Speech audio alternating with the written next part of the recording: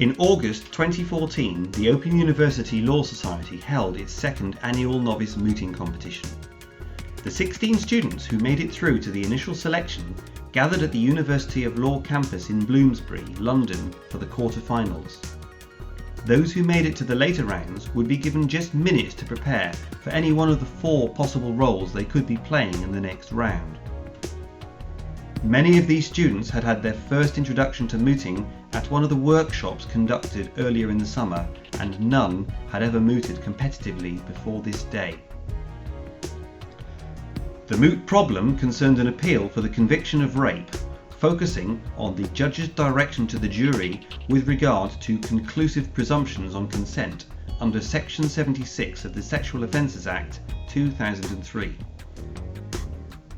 The appellant was convicted of the rape of Ms. Jones during an anonymous sex party in which none of the attendees were permitted to reveal their identity. This video shows the final, judged by barristers Rebecca Penfold of Dyer's Chambers and Suzanne Rabb from Searle Court Chambers. My ladies, if it please the court, my name is Mr. Farrell.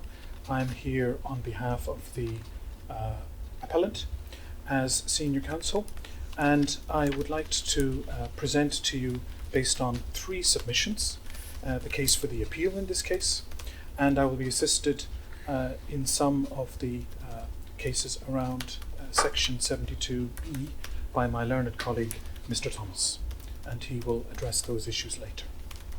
So to start, my first case of submission would be that in this case Section 76 is a very important element of the defence for my client, for our client, because it brings with it a conclusive presumption and provides the appellant with the only line of defence.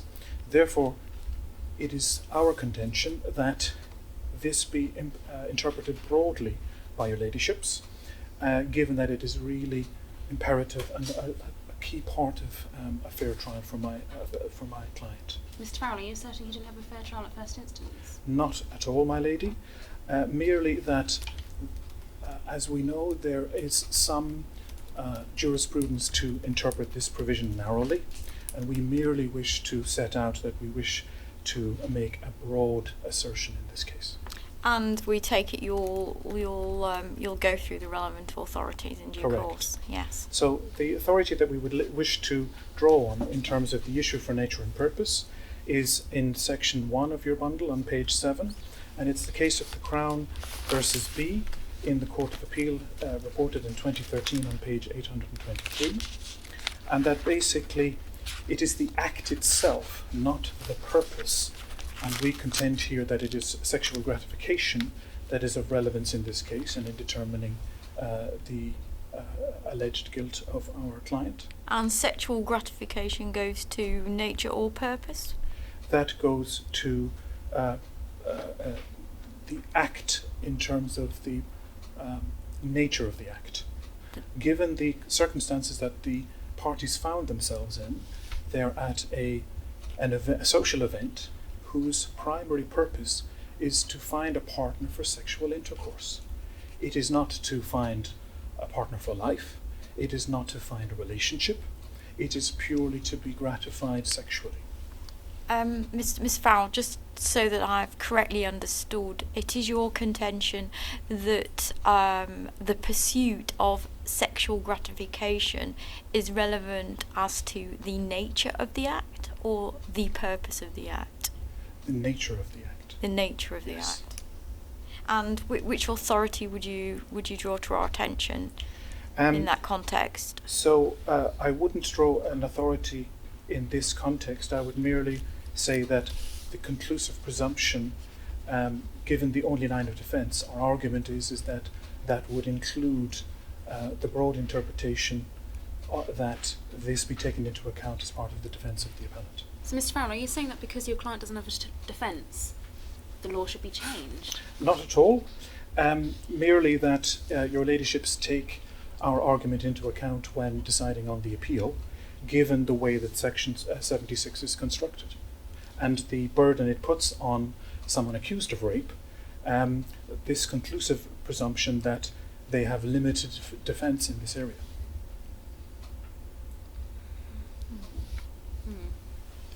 Not sure I'm with you on that one, Mr. Farrell, but please continue. Okay. So the second submission that we have comes to the nature of itself, now of the act itself, in terms of the situation and the party, the social event that the parties found themselves in.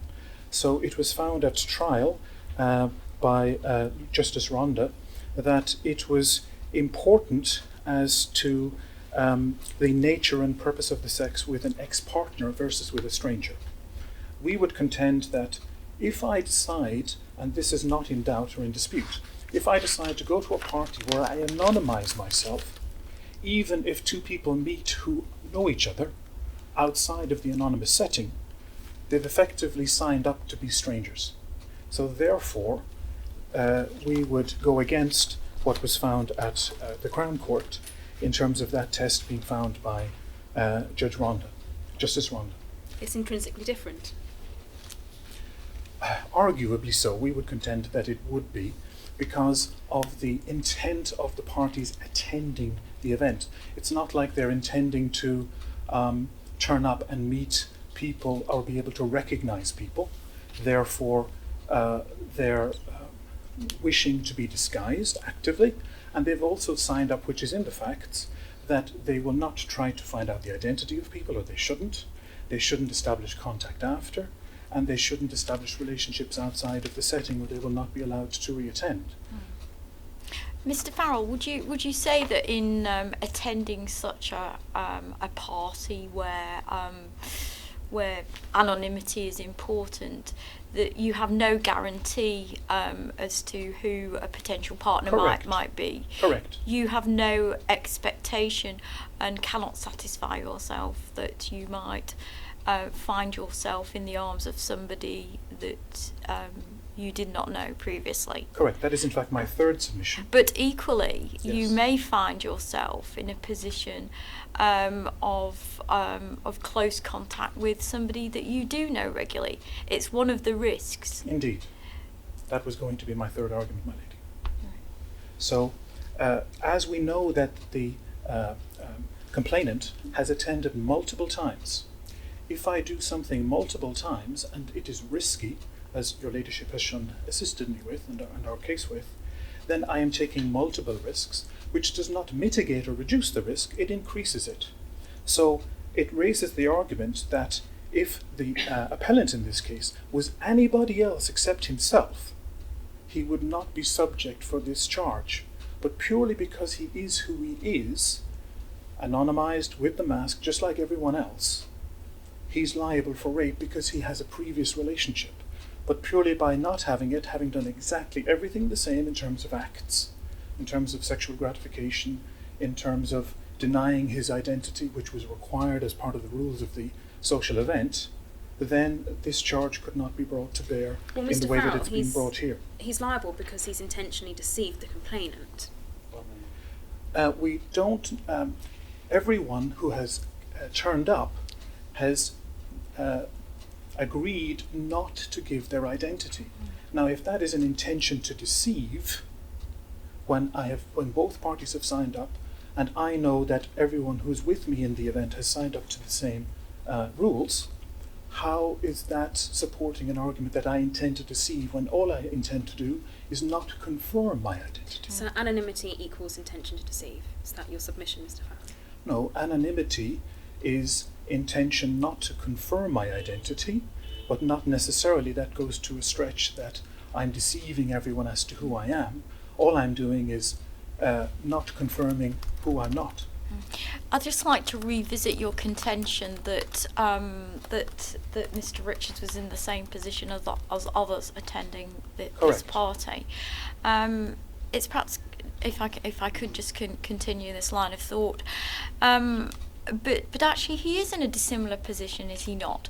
That he knew very clearly that Miss Jones would not entertain sexual intercourse with him in the future. So he's in a very different position from any other attendee at that party. Consent can change at any time, as we know, my lady. But are you really asking us to believe that that she would have changed her mind in that period, and that he believed that? What I'm trying to argue is the fact that it is, we do not know for a fact that at the time of the sex taking place, that both parties knew who each other were at that time. This was established later. Yes, that wasn't my point, but I do believe with time pressing on that we may not be able to pursue that. My point was simply that given there had been no contact with them since her making her intentions known very clearly, it's not very clear that he had any grounds for believing that she had changed her mind. That was the point I was making. Yes, all we can rely on is his statement to the police, where he had nothing to hide and admitted that they had consensual sex. So he believed that there was consent. Thank you. I think now if we could invite Mr. Miss Shepherd, please. Thank you.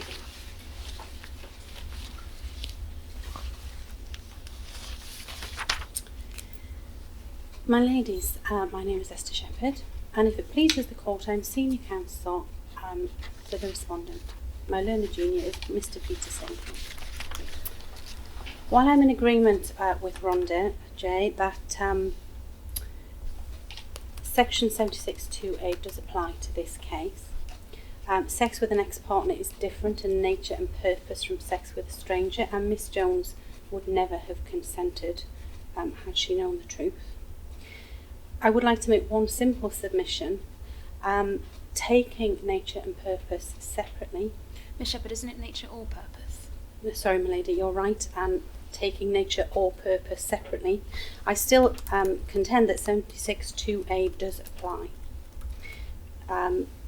It is accepted that there was no deceit as to the nature of the act. It was clearly sexual.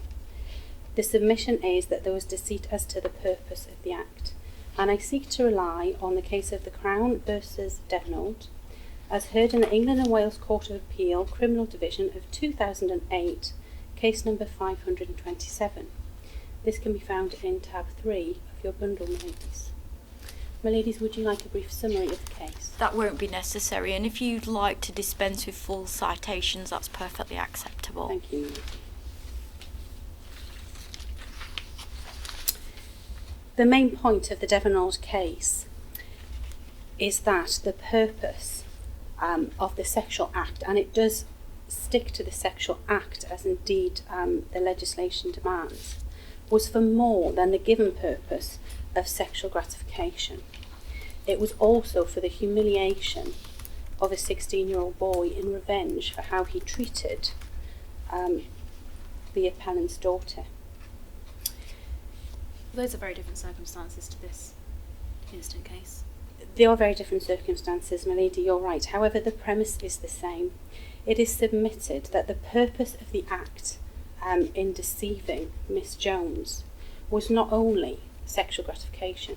There was an additional purpose. In Devnold, it is put at by the judge, it was rather more than the specific purpose of sexual gratification, and it is submitted that the same can be said of the actions of Mr. Richards. Yes, there was a purpose of sexual gratification at a sex party. However, it is submitted that there was rather more than that specific purpose. Mr. Richards could have chosen any masked female attendant at that party for the purposes of sexual gratification, anonymous, carefree sexual gratification. He chose Miss Jones. He has admitted he deliberately obscured his true identity from Miss Jones, and he bragged about this afterwards. And that later event, looking at it in hindsight, though it's acknowledged that this isn't conclusive, but it is suggestive that he did have another purpose, and that was her embarrassment, her humiliation, one-upmanship, revenge for their splitting up. That can only truly be known to Mr. Richards himself. However, so, Miss Shepherd, sorry, you're interlinking the intentional deception with the purpose of humiliating her due to their past. As an additional purpose, I'm suggesting that as one possibility. Mr. Richards himself only knows what additional purpose he may have had. Miss Shepherd, we have to be very, very clear here. You're suggesting that the particular purpose in mind was actually, in addition to sexual gratification, was humiliation of of the complainant, And but then you have raised a doubt as to what was in fact in Mr. Richards' mind. Either it's one thing or the other. There was a purpose here, and it was beyond sexual gratification, or there was not. I'm suggesting humiliation as a possibility. Only a possibility. I'm stating equivocally that there was a purpose beyond sexual gratification. And that purpose was? Something along the lines of revenge. Something along the lines of? Humiliation. As a possibility. A deception of Miss Jones certainly was an extra purpose to sexual gratification. Is this a predominant purpose, or was this an adjunct purpose? It is submitted that this is an extension of the purpose of sexual gratification, as Mr. Richards could have chosen any partner from that party. Mr. Richards could also have expressed his true identity to Miss Jones, should he choose to do so, and allow her to give true, valid consent or reject him as she chose. He did not do that. He deceived her and allowed her to continue in that deception. Ms. Shepherd, you draw very close analogies with Devenold. In that case, would you characterise the purpose in that case as being sexual gratification, where there might have been an extension of that towards humiliation, possibly? It is admitted, my lady, that the case in Devenold, the purpose was truly humiliation. However, the appellant chose a sexual act for that humiliation. He could have chosen a different way of humiliation. He could have chosen a different way for his revenge for his daughter. He chose to include a sexual act. It is admitted that there was an element of sexual gratification in both cases. Perhaps in Devenold, it was the lesser of the purpose. It is acknowledged that in the present case, sexual gratification was the bigger of the purposes. However, it is submitted that section 76(2)(a) can be interpreted widely enough to allow for an extended purpose, that of humiliation, that of revenge, that of whatever was in Mr. Richards' mind that wasn't truly just sexual gratification. Well, Ms. Shepherd, why didn't Parliament legislate on this specifically then? If that's what was intended, why is that not in the Act? It is submitted, my lady, that it is not in the Act because it is impossible for the words in their ordinary meaning to encompass every possible situation, and this is a unique situation. This masked anonymous party, it does create difficulties, and it is in looking at the words and looking how this Act can be interpreted that we can cater for an event such as this and what happened. Ms. Shepherd, would you agree that when one person has a sexual encounter with another, that usually the main purpose is sexual gratification? I would agree with that, my lady. Yes, that is usually the main purpose. Would you agree that, for example, that there may be an additional element of proving one's virility, one's pride, that one is actually able to land a very nice female? Yes, my lady, I would agree that there will be circumstances when that could have been a secondary purpose. And would you then say that section 76(2)(a) is wide enough to embrace that additional purpose? It is submitted, my lady, apologies, that it would be very unusual for someone to deliberately deceive a potential partner as to their purpose for a sexual encounter by saying, my only reason for having sex is sexual gratification, and lie about wanting to prove I think their virility. the difficulty I have with your line of thinking is almost the thin end of the wedge argument, which is it would surely be easy to invoke that section or displace it by introducing such further purpose, such as the one I intended. That's all. Yes, I acknowledge your point, my lady. However, it would be a dangerous case indeed if somebody could be deceived as to the nature of a sexual encounter, even part of that nature, and it has been acknowledged that by Mr. Jones, by Mr. Richards rather, he has admitted his deliberate obscuring of his identity, and that goes precisely to the nature of the encounter. Yes, thank you, Miss Shepherd. Thank you, Lady. I'm afraid we are out of time. Can I now invite Mr. Severy to take the stand?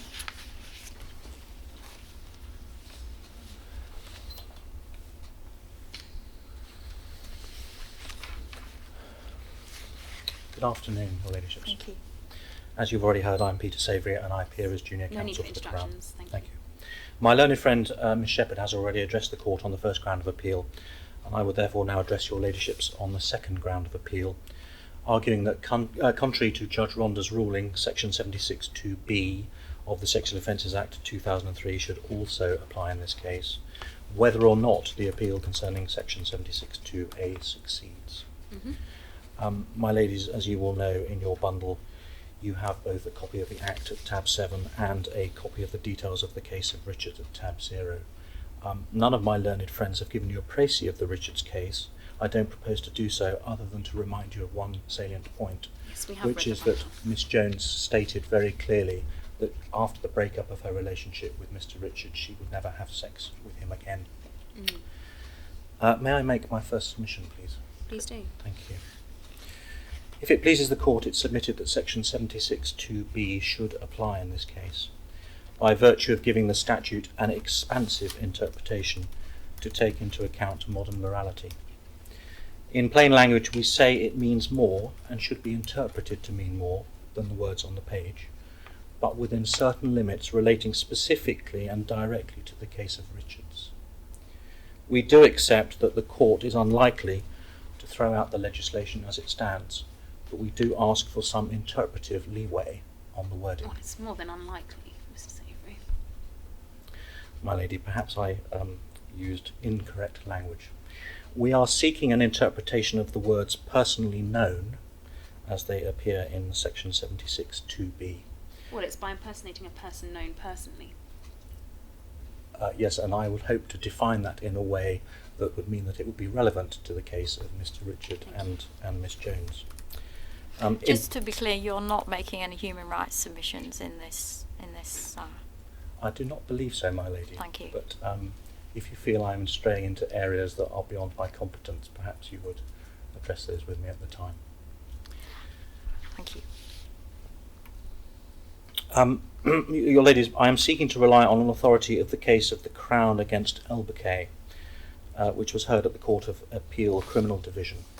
And you have a copy of that case in your bundle at tab 4. It was reported in 1995 in the Criminal Law Reports at page 163. Thank you.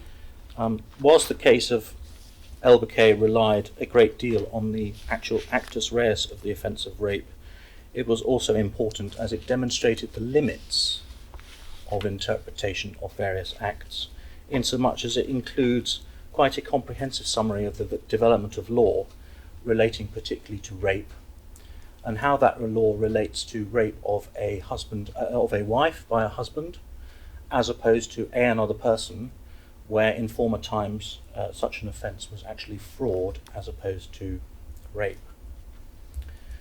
If you follow the case, my ladies, you will see that points are made concerning the development of the law through 1868, 85, 1956 and 1976, and at all times the Court gives some leeway to the acts as they stand at that point, but does not in a sense throw the baby out with the bathwater and expect a vastly different interpretation.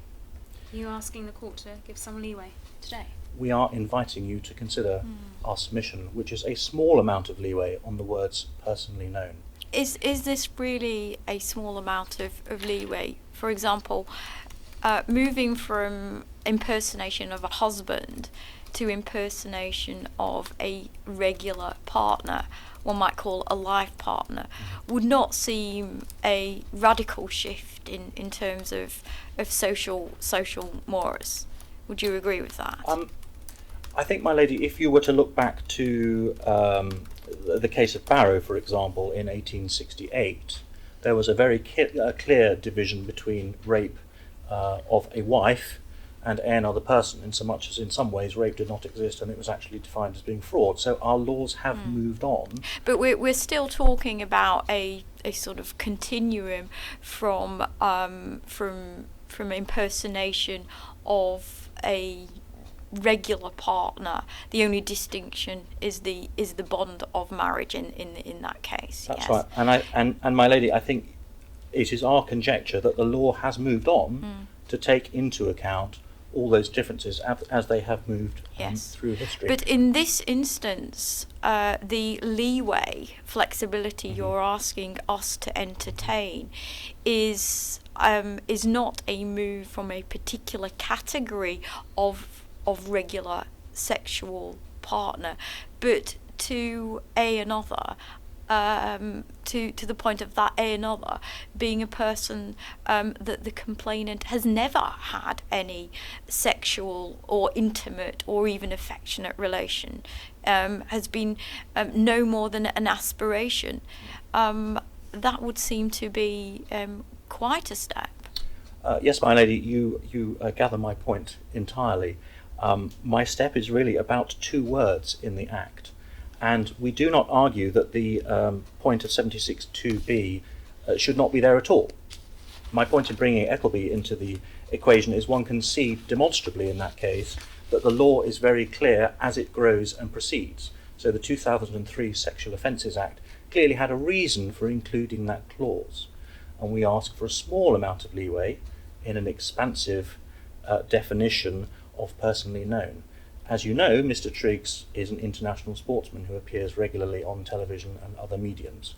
And the complainant, Miss Jones, claims that she's met him on 2, possibly 3 occasions and has some kind of, shall we say, modern relationship with her. We all know that many people think they have lots of friends because they have lots of people friended on Facebook. That's not the same as actually being personally known. But for the purposes of this case, it is our contention that Miss Jones did in fact view herself as personally knowing Mr. Triggs. Was a person known personally to the complainant? A person known personally. Yes, please continue. My lady, thank you. So therefore, on that basis, we submit that we are not asking for a huge development of case law. But case law is important, and we are asking simply for a slightly more flexible definition of personally known. She believed she had some kind of knowledge of Mr. Triggs. Therefore, in this case, Mr. Richards should have this clause applied to him.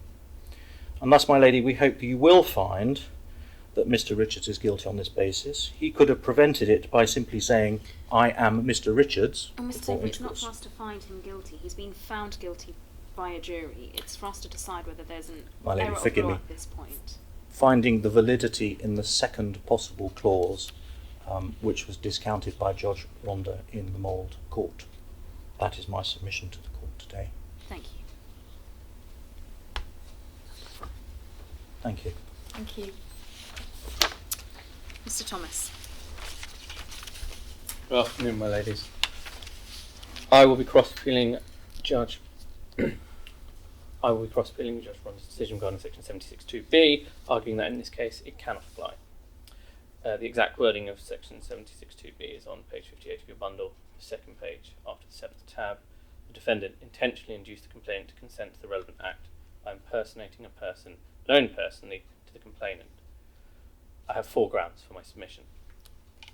First, impersonating a person personally known cannot be strained, cannot be given an expansive reading in the context of the Act. Third, even if it is proven that the appellant impersonated Brian Triggs, section 76.2b is not engaged as Brian Triggs was not personally known to the complainant. Third, there is no evidence that the inducement of the sexual act was contingent on the impersonation. And fourth, irrespective of whether Brian Triggs was personally known to the complainant, the Crown has not established criminal intent on behalf of the appellant. I'd like to begin with the first ground of appeal. And that's personally known should be given a narrow interpretation and cannot be given an expansive interpretation. As my colleague has compellingly argued, a provision that provides a conclusive presumption must be interpreted narrowly to ensure the defendant receives a fair trial. I'm relying on the authorities of the Crown against Jeter and the Crown against B at this point. Parliament has explicitly defined the elements of the offence in explicit and specific language. Indeed, it is outlined that there are at least 4 elements to the offence. Given that Parliament has outlined the offence in such explicit language, we should be wary of second-guessing what Parliament really intended so as to fit any moral outrage we might feel against this crime. Or should we? Look at how sexual offences have developed in common law jurisdiction of this country. I do appreciate it, and I'm aware of the Crown against LBK and how it could be argued that this is just the natural succession of that. However, for whatever reasons Parliament had, it placed sexual offences within statute law, not common law.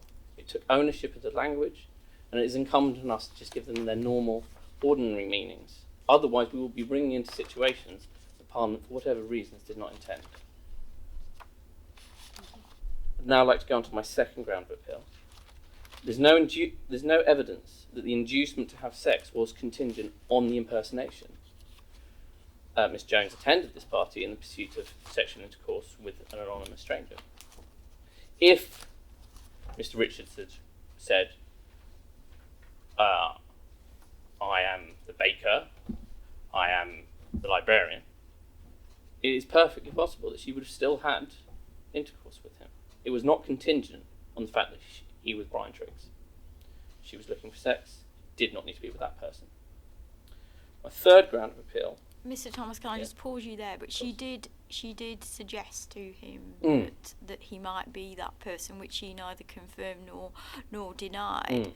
That was a clear statement by her that identity was a relevant factor. I do appreciate that argument. Whether or not we can, and this brings me on to my third ground, is whether or not we can derive criminal intent from that is a question that is best left to the jury. I rely here on the Crown against Collins, as reported in the second volume of the All Although it still does go to your third point about inducement. Yes. So it doesn't quite get us over that. No, but I would argue that the 3 elements that I'm going to rely on, which are inducement, intention, and whether or not Brian Triggs was personally known, are actually all questions that should be answered by the jury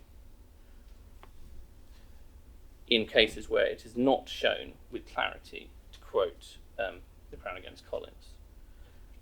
Am I permitted from formal citations from this point onwards? Of course, yes. So, since it has not been accepted or established by a jury the appellant intended, that the inducement followed from the impersonation, that Brian Triggs was personally known, the offence is lacking in irreducible components of the offence, and accordingly I request that you find that section 76(2)(b) cannot apply. For the reasons outlined above, it is humbly submitted that the cross appeal is dismissed, and unless I can be of any further assistance, that concludes my case. Could we just take you back to your reasoning as to the lack of any criminal intent in this case, and how your submissions relate to that, please? If we look at the exact order of events at this party, Miss Jones approaches him, or they approach each other, it's not established. She says, "Do I know you?" Now, is it possible to infer from his absence of clarifying, where he says, "Oh, I'm just a famous footballer," and then she goes on to ask and say, "Oh, are you by any chance my favourite footballer, Brian Triggs?" He neither confirms nor denies that. No, he was intentionally inducing her. But I would argue that the intention has not been proven. How has it not been proven, Mr. Thomas? Because he went there not with the intention of finding his ex-girlfriend. He went there with the intention of going to a sex party. It's not been established in the facts that his intention in attending that sex party was to find her. But when he found her, he then intentionally induced her. But it's not been established, I would argue, that he induced her by impersonation. Well, how did he induce her then? Well, was there an element? I would question whether or not he actively did induce her. There was natural flirtation going on at this party. There was push and pull of people attracted to each other. Were you there, Mr. Thomas? How can you answer those questions? Forgive me, your lady. I'm trying to infer from the circumstances what we can reasonably infer is going through the participant's mind at this point. Surely at the stage that he went up to her, It's not established that he went up to her. Or, well, surely at the stage that they meet, yes. and she suggests to him, "You're Mr. X," Mm. and he doesn't refute that, Mm. knowing who she is. Mm. Surely that's intentional inducement. I would agree that there is credibility to that argument. However, I would respond saying it's not for you or me to decide that. That should have been left to a jury under proper direction. Thank you, Mr. Thomas. I have no further questions, thank you.